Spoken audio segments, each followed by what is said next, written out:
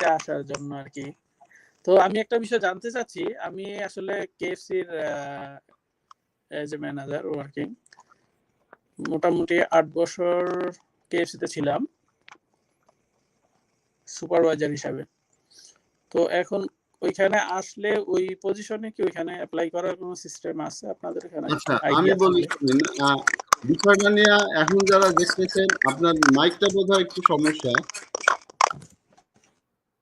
আমি আপনার sound rate of করে দিলাম, আমার কথা আগে শোনেন, তারপরে আমি আপনার সাউন্ডটা আবার অন করতেছি আর কি।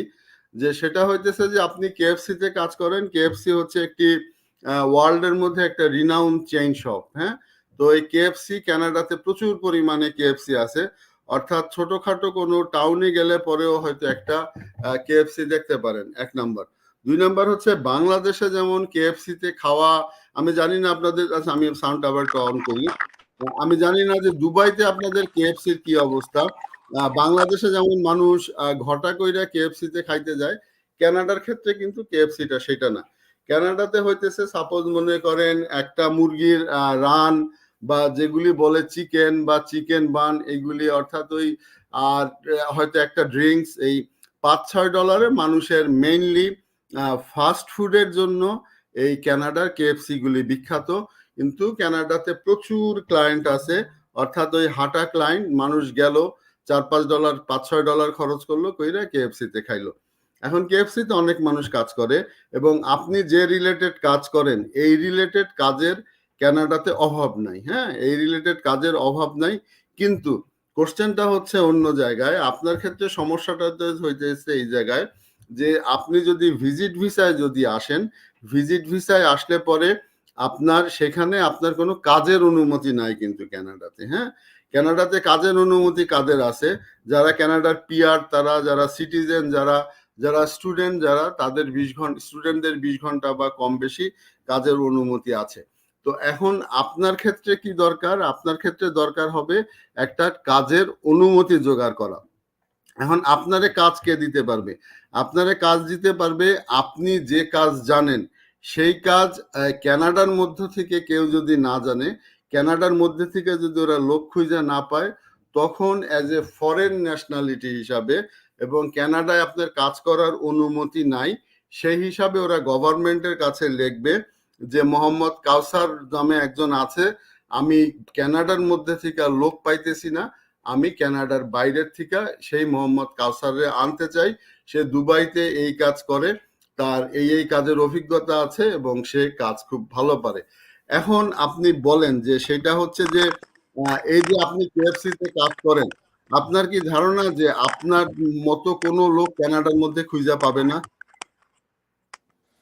অবশ্যই পাবে, এটা পাবে না তা তো নয়, বাট আসলে ওইরকম সিস্টেম, কারণ আমাদের ওই যে এ টু জেড কেএফসি সম্বন্ধে একটা ভালো আইডিয়া আছে। না, তারপরে কেএফসি সম্বন্ধে তো বাংলাদেশে আপনার আইডিয়া আছে, খুবই ভালো কথা। হ্যাঁ, কিন্তু কথা হচ্ছে যে কেএফসির ব্যাপারটা হচ্ছে যে এটা, এই জব কানাডার মধ্যে করার জন্য লোক খুঁজে পাওয়া যায়। হ্যাঁ, লোক জি খুঁজে জি পাওয়া যায়। আচ্ছা, এখন এই যে মনে করেন অনেকে রেস্টুরেন্টে আসে, একেবারে শুনতে খুব খারাপ শোনায় যে কানাডার অনেক রেস্টুরেন্টগুলি আছে যারা বিশেষ করে বাংলাদেশি ফুড যারা করে আর কি। হ্যাঁ, তারা বিভিন্নভাবে টাকা পয়সা নিয়ে তারপর শেষে গভর্নমেন্টে টাকা দেয় না, আপনার কাছ থেকে টাকা নেয়। টাকা নিয়ে তারপর মানুষে গভর্নমেন্টে বুঝায় যে আমি বিরিয়ানি রান্না করব। হ্যাঁ, তো বিরিয়ানি রান্না করার মতো লোক কিন্তু কানাডাতে নাই, কারণ কানাডার সাধারণ মানুষ যারা আছে, যারা চাকরি করে, যে একটা হোয়াইট ক্যানেডিয়ান, একটা একজন ব্ল্যাক ক্যানেডিয়ান, তাদের পক্ষে হয়তো বিরিয়ানি রান্না করা সম্ভব না। তো সেই ক্ষেত্রে আপনারে ওইগুলিরে জাস্টিফাই করা যায়। হ্যাঁ, যে আমি ওই এথনিক ফুড বলে আর কি, আপনি হয়তো শব্দটা সম্বন্ধে পরিচিত আছেন, যে আমি এই এথনিক ফুড রান্না করার জন্য আমি এই লোকটারে আমি আনতে চাই। এখন আমার কথা হচ্ছে যে আপনি দুবাইতে আছেন, কেএফসি তে কাজ করেন, মোটামুটি একটা স্যালারি পান। আপনি না, প্রথমে এখন আসতে আসলে আসতে আসলে জি সাকিব বলেন। ভাই, আমি কেএফসিতে ছিলাম, তো এখন ওই জবটা এখন বর্তমানে করতেছি না, আমি এখন ফ্রিল্যান্সার করতেছি, নিজে কিছু বিজনেস করতেছি এখানে আর কি। অ্যাকচুয়ালি যে রেন্টাল হাউজিং যে বিজনেসটা আছে না, ওইটা করতেছি। তো না কিন্তু বিজনেস, হ্যাঁ বলেন। তো এই কারণ চাচ্ছি যে ওইখানে আসলো মানে প্রথম তো করতে পারবো না, বাট পরবর্তীতে বিজনেস করার মতোই চিন্তা ভাবনা হুম, ছিল হুম, আর কি। হুম।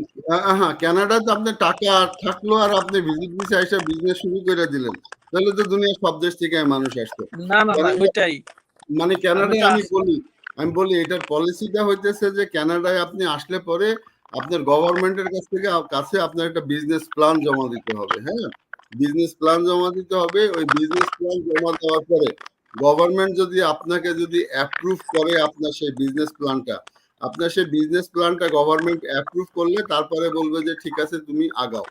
আর এর আগে আপনার কিছু অতিরিক্ত যোগ্যতা থাকা লাগবে, কমপক্ষে এইচএসসি পাস হওয়া লাগবে এবং আইএলটিএস এ আপনার কমপক্ষে বা সিএলবি বোধহয় ক্যানাডিয়ান বেঞ্চমার্ক লেভেল, ওইটাই কমপক্ষে 5 পাওয়া লাগবে।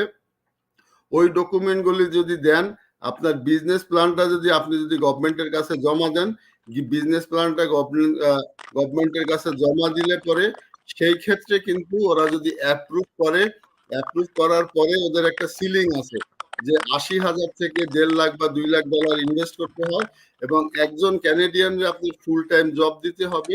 এই ক্রাইটেরিয়াটা যদি মেনটেন করতে পারলে আপনি বিজনেস ইমিগ্রেশনের জন্য কোয়ালিফাই হবেন।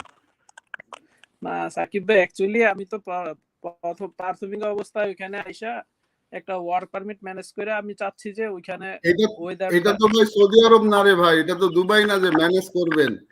এটা ম্যানেজ আপনি কিভাবে করবেন? ম্যানেজ করবেন আপনি কোন একটা জায়গায় যাবেন, হ্যাঁ, ওরা জি তখন জি এটা গভর্নমেন্টের কাছে লিখতে হবে যে আমি কানাডার মধ্যে থেকে আমি লোক পাইতেছি না। লোক না পাওয়ার ফলে ওইটা গভর্নমেন্ট আবার তারে দেখবে যে তুমি কানাডার মধ্যে থেকে লোক পাইতেছ না, তুমি কোন কোন ওয়েবসাইটে দিছিলা যে তোমার চাকরির জন্য লোক দরকার, তুমি কয়টা অ্যাপ্লিকেশন পাইছো, তুমি কয়টারে তুমি ইন্টারভিউ করছো, ইন্টারভিউ করার পরে তুমি কেন তাদের নেও নাই। বিষয়টা তো ম্যানেজের বিষয় না ভাই, জি জি টোটালি জি ভুল জানেন আসলে। হ্যাঁ, সাকিব ভাই, হোটেলের বিষয়টা কিরকম? আমার আবার আপনি বাংলাদেশ পর্যটন কর্পোরেশন থেকে হোটেলের উপরে একটা ট্রেনিং করা আছে। ওই যে যত ট্রেনিংই থাক আপনার তো আগে বুঝাইতে হবে যে আপনি কানাডার মধ্যে থেকে ওরা লোক পায় নাই, কানাডার মধ্যে থেকে আচ্ছা, ওরা লোক না পাওয়ার ফলে ওরা আপনারে নিবে। এখন এই জিনিসটা ওদের গভর্নমেন্টকে বুঝাইতে হবে। কানাডা এখন জি জি 6%-এর উপরে লোক বেকার আছে, তাইলে কানাডা তো চাবে যে আগে ওদের লোকদের নিতে।